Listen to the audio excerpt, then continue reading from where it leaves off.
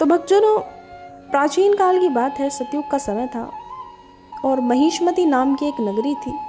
उसमें इंद्रसेन नाम का एक प्रतापी राजा धर्मपूर्वक अपने प्रजा का जो है वो पालन कर रहा था। वह राजा जो था पुत्र पौत्र और धन आदि से संपन्न और भगवान श्री हरि विष्णु का परम भक्त था।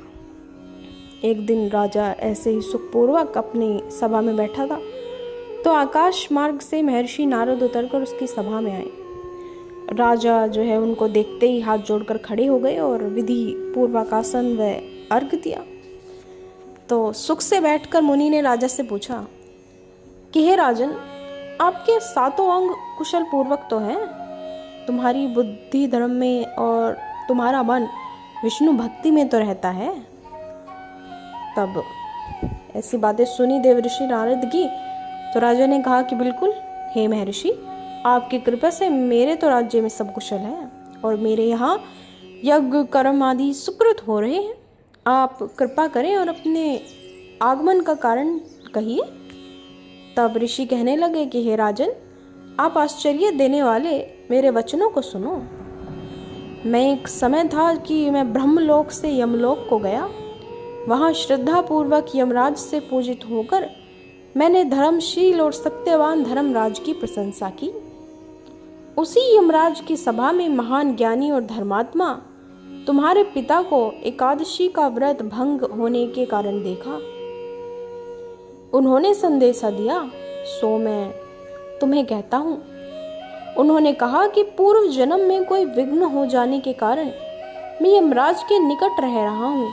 सो हे पुत्र, यदि तुम अश्विन कृष्ण इंद्र एकादशी का व्रत मेरे निमित्त करो तो मुझे स्वर्ग की प्राप्ति हो सकती है। इतना सुनकर राजा कहने लगा कि हे महर्षि, आप इस व्रत की विधि मुझसे कहिए।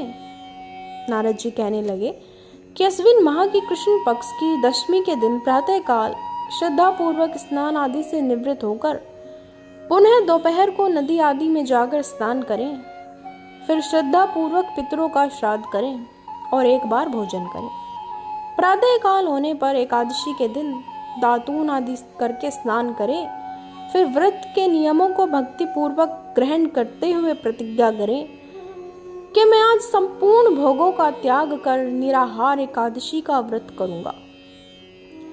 हे अच्युत, हे पुंडरीकाक्ष, मैं आपकी शरण हूँ, आप मेरी रक्षा कीजिए। इस प्रकार नियम पूर्वक शालिग्राम की मूर्ति विधि पूर्वक श्राद्ध करके योग्य ब्राह्मणों को फलाहार का भोजन कराएं और दक्षिणा दें। पितरों के श्राद्ध से जो बच जाए उसको सूंघ कर गौ को दें और धूप दीप गंध पुष्प नैवेद्य आदि सब सामग्री से ऋषिकेश भगवान का पूजन करें।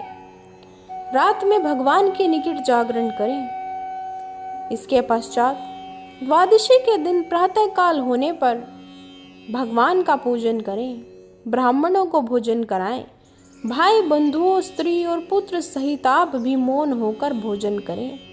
नारद जी कहने लगे कि हे राजन, इस विधि से यदि तुम आलस्य रहित होकर इस एकादशी का व्रत करोगे तो तुम्हारे पिता अवश्य ही स्वर्गलोक को जाएंगे। इतना कहकर नारद जी अंतर ध्यान हो गए।